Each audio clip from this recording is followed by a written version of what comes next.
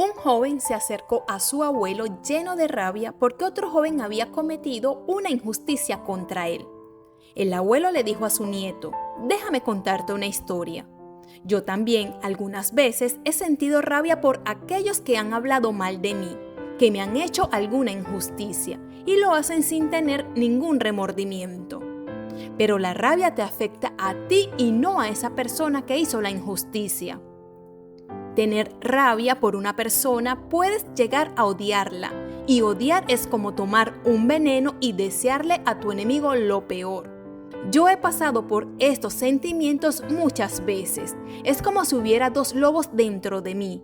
Un lobo es bueno, lleno de paz, amor, verdad, bondad, generosidad y no hiere a nadie. Él vive en armonía con todo a su alrededor y no se ofende muy fácil. Él solo peleará cuando sea preciso hacerlo y además lo hará de la manera correcta. Pero el otro lobo está lleno de rabia, de odio, mentiras, avaricia y envidia. La situación más pequeña le cambiará su temperamento. Él pelea con todo el mundo, todo el tiempo, sin ninguna razón. Él no puede pensar porque su rabia y odio son mucho más grandes. Es una rabia sin sentido, porque esa rabia no produce ningún cambio.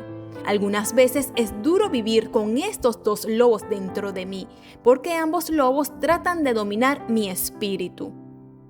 El joven miró atentamente a los ojos de su abuelo y le preguntó: «Abuelo, ¿cuál lobo ganará?».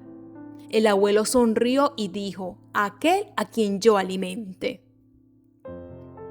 Les comento esta historia porque en nuestra vida espiritual pasa exactamente lo mismo. La Biblia dice que ocurre una pelea en nuestro interior. Tenemos al espíritu que está dispuesto a perdonar y está la carne que no quiere acceder. Y mi pregunta es: ¿quién de los dos lobos gana? El que alimentemos más. Ahora hago otra pregunta para que reflexiones. ¿A quién estás alimentando más? Alimentar la carne es lo más fácil que hay. Es algo que la alimentas sin ningún esfuerzo. Es decir, la alimentas todos los días. Y no estoy hablando que si pecas, porque sabemos que cuando se peca automáticamente estás alimentando la carne.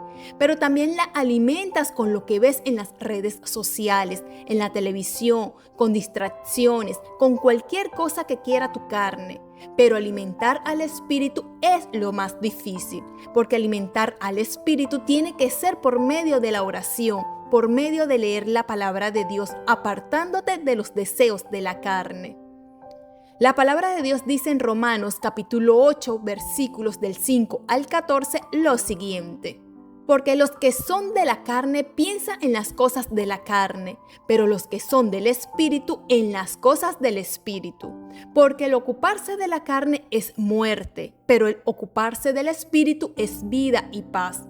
Por cuanto los designios de la carne son enemistad contra Dios, porque no se sujetan a la ley de Dios ni tampoco pueden, y los que viven según la carne no pueden agradar a Dios.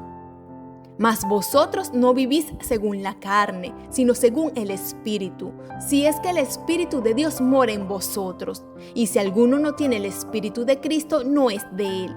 Pero si Cristo está en vosotros, el cuerpo en verdad está muerto a causa del pecado, mas el Espíritu vive a causa de la justicia. Y si el Espíritu de aquel que levantó de los muertos a Jesús mora en vosotros, el que levantó de los muertos a Cristo Jesús vivificará también vuestros cuerpos mortales por su Espíritu que mora en vosotros. Así que, hermanos, deudores somos, no a la carne, para que vivamos conforme a la carne, porque si vivís conforme a la carne, moriréis. Mas si por el Espíritu hacéis morir las obras de la carne, viviréis. Porque todos los que son guiados por el Espíritu de Dios, estos son hijos de Dios». Cuando enfocamos nuestra mente en la verdad de Dios, eso nos ayuda a recordar que nuestra naturaleza pecaminosa no tiene control sobre nosotros, porque Jesús nos ha hecho libres del pecado. Él nos hace personas nuevas y tenemos al Espíritu Santo en nuestro interior, que nos ayuda a resistir los deseos de la carne. Así que a partir de hoy tú decides a quién alimentas, al lobo bueno o al lobo malo. Dios me los bendiga. Les habló Yusmilet Ulerio.